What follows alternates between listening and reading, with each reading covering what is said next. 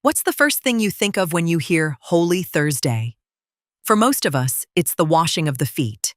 It's a story of humility we all know and a powerful act reenacted in churches all over the world. That, along with the Mass of the Lord's Supper and the institution of the Eucharist, are the pillars of the day. But what if I told you that on this same night, in the quiet back streets of Rome and in ancient villages in the Philippines, traditions far stranger and more secret were unfolding. From symbolic searches for Jesus in the dark to the burying of the Alleluia, there's a hidden world of Holy Thursday rituals that most people have never heard of. Today, we're uncovering 7 of them that will forever change how you see the days before Easter. First up is a tradition that turns the quiet, prayerful evening of Holy Thursday into a citywide pilgrimage, the 7 Churches Visitation. After the main Mass ends, the Eucharist is moved from the main altar to a beautifully decorated altar of repose.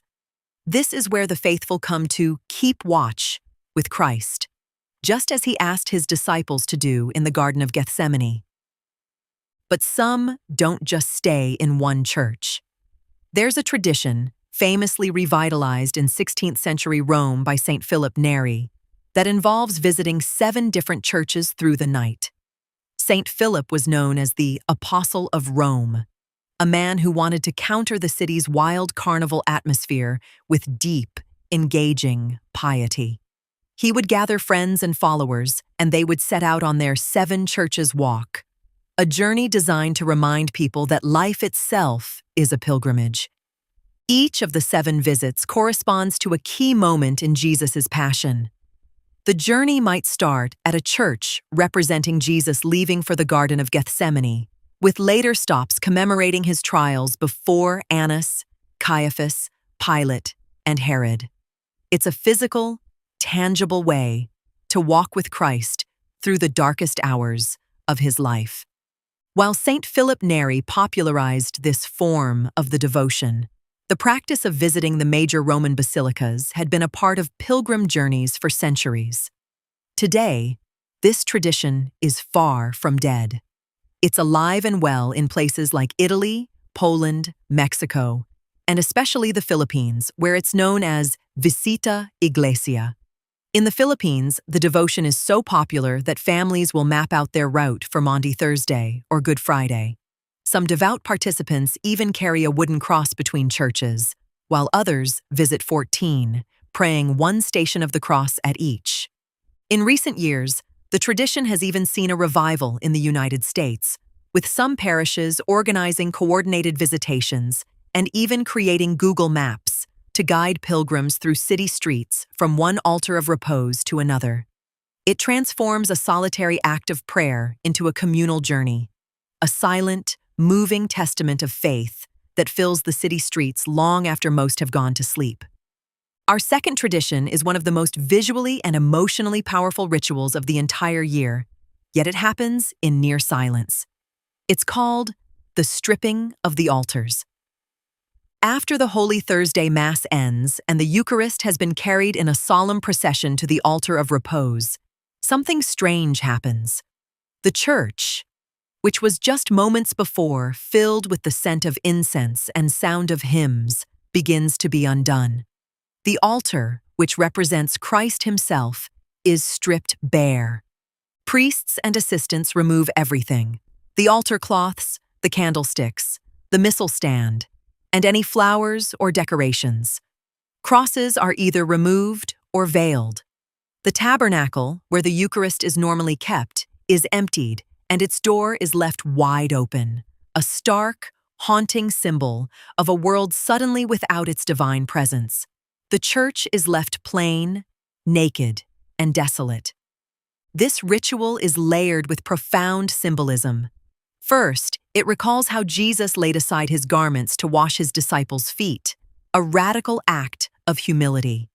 It also powerfully evokes his passion, his garments being stripped from him by the soldiers before he was crucified. As the altar is stripped, some congregations will chant Psalm 22, the very words Jesus quoted from the cross. My God, Why have you forsaken me? They divide my garments among them, and for my clothing they cast lots. The ceremony signifies the abandonment and humiliation Jesus faced. In some ancient versions of this rite, like the Sarum rite used in medieval England, the stripping was even more dramatic. The altar would not only be stripped, but also washed with wine and water, symbolizing the blood and water that flowed from Christ's side. This tradition creates an unsettling atmosphere. The church bells, which ring joyfully during the Gloria of the Mass, fall completely silent. They won't be heard again until the Easter Vigil, marking a time of mourning.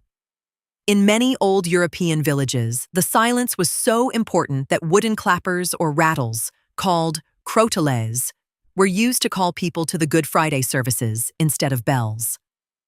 This sudden shift from festive joy to stark, silent emptiness is a powerful jolt to the senses, preparing the soul for the sorrow of Christ's death before the explosive joy of his resurrection.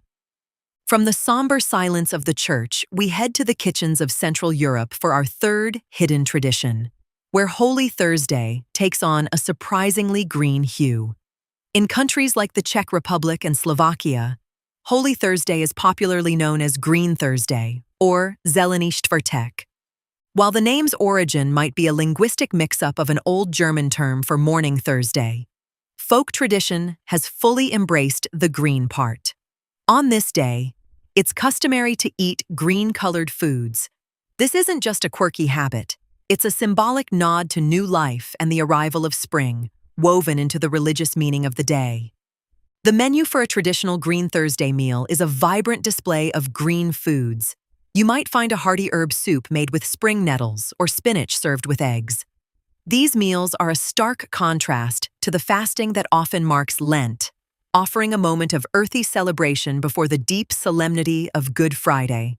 The menu for a traditional Green Thursday meal is a vibrant display of green foods. You might find a hearty herb soup made with spring nettles or spinach served with eggs. These meals are a stark contrast to the fasting that often marks Lent, offering a moment of earthy celebration before the deep solemnity of Good Friday. But among all that green, there's a more somber symbol baked right onto the table, a special pastry known as Judas, or Judas. These are sweet, leavened yeast buns, but their shape is what carries the meaning. They're twisted into the shape of a coiled rope, symbolizing the rope Judas Iscariot, the disciple who betrayed Jesus, used to hang himself. According to tradition, these Judas rolls are best eaten for breakfast on Green Thursday, often drizzled with honey. An old belief says that eating one before dawn on this day will guarantee good health for the whole year and even protect you from snake bites and insect stings. The honey wasn't just for sweetness. It was seen as a protective substance, warding off evil. So on the same table, you have this fascinating duality. You've got the vibrant green foods celebrating life and renewal, and then you have this coiled, sweet bread, an edible reminder of betrayal and despair. It's a tradition that doesn't shy away from the complexities of the Holy Thursday story, bringing both hope and darkness right onto the family's plate. Our fourth tradition is a delightful and almost whimsical folk custom that once echoed through the villages of Poland and other parts of Eastern Europe. It combines a sacred moment with a surprisingly practical purpose: the children's key-ringing circuit. As we mentioned on Holy Thursday, the church bells fall silent as a sign of mourning. This silence, lasting until the Easter Vigil, was a huge deal in village life. The bells marked the hours, called people to prayer, and warned of danger. Their absence created a void that was both respectful and a little unnerving. According to Polish folk tradition, the moment the last bell rang was a signal for the village children to spring into action. They would run out of their homes with bunches of keys and begin circling their own houses, sometimes 3 times. As they ran, they would shake the keys, creating a loud, jangling racket, and shout a phrase like, "Mice, rats, into the hole," or a similar chant meant to drive away pests. This ritual served two purposes: blending Christian symbolism with older folk beliefs about protection. On one level, the noise was a substitute for the silenced church bells, a way to keep evil spirits at bay while the world was symbolically in darkness. Evil was thought to be more active when the sacred sound of the bells was gone. On a more practical level, the ritual was believed to be a charm to protect the household and farm for the coming year. The loud noise and chant were meant to magically drive away mice, rats, and other vermin from the pantry and fields. While this specific tradition is rarely practiced today, it's a wonderful window into a world where the sacred and the everyday were deeply intertwined. It was a moment of playful but serious ritual, a way to take part in the spiritual battle of Easter while also doing a bit of surprisingly noisy pest control. We've journeyed from the silent streets of Rome to the boisterous villages of Poland. These traditions show how one day can hold so many different layers of meaning. But before we get to our final three, I have a question for you. Which of these traditions has surprised you the most so far? Let us know in the comments below. And if you're enjoying this journey into the forgotten corners of history, make sure to subscribe and hit that bell so you don't miss what's next. This next tradition isn't a public ceremony, but a quiet practice guided by the words of a now largely forgotten prayer book, the Raccolta.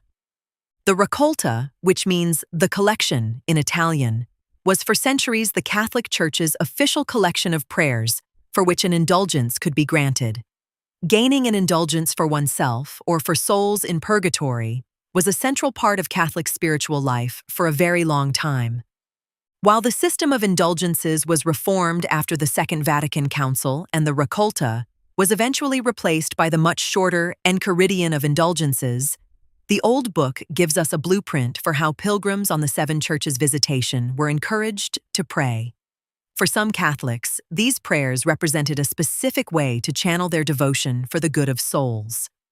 While there is no single set of official prayers for the Seven Churches Visitation, various guides and prayer books, drawing on the tradition of the Raccolta, have suggested specific prayers to be said at each altar of repose. These often involve reciting a number of Our Fathers, Hail Marys, and Glory Bes, along with a short reflection on one of the 7 stages of Christ's Passion. This approach turned the physical pilgrimage into a deeply meditative and spiritually focused exercise. It wasn't just about visiting churches, it was about fulfilling a specific spiritual work.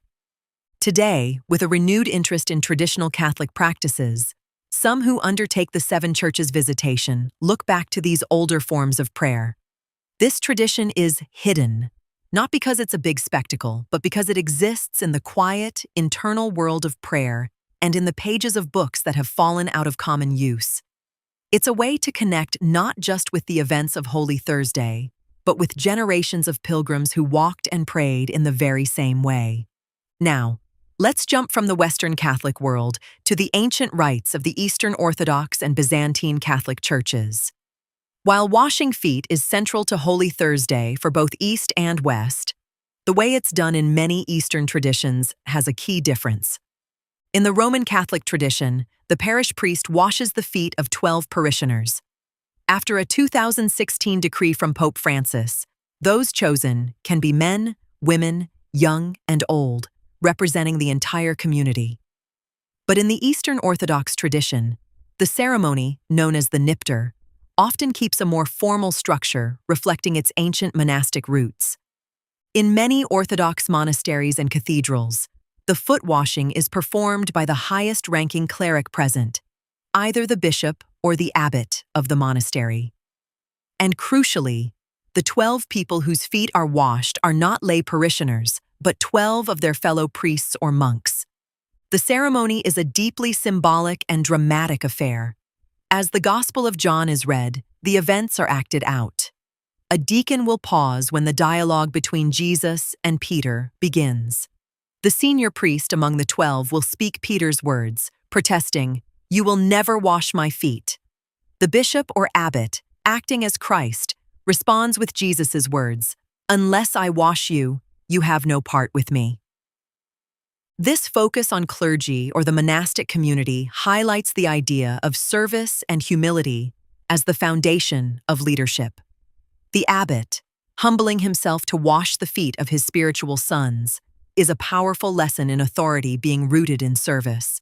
In some traditions, such as the Syriac Orthodox and Indian Orthodox churches, the rite is typically performed only by bishops.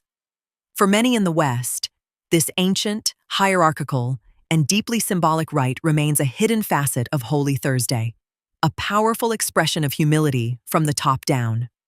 Our final hidden tradition takes us to Kerala, a state on the southwestern coast of India.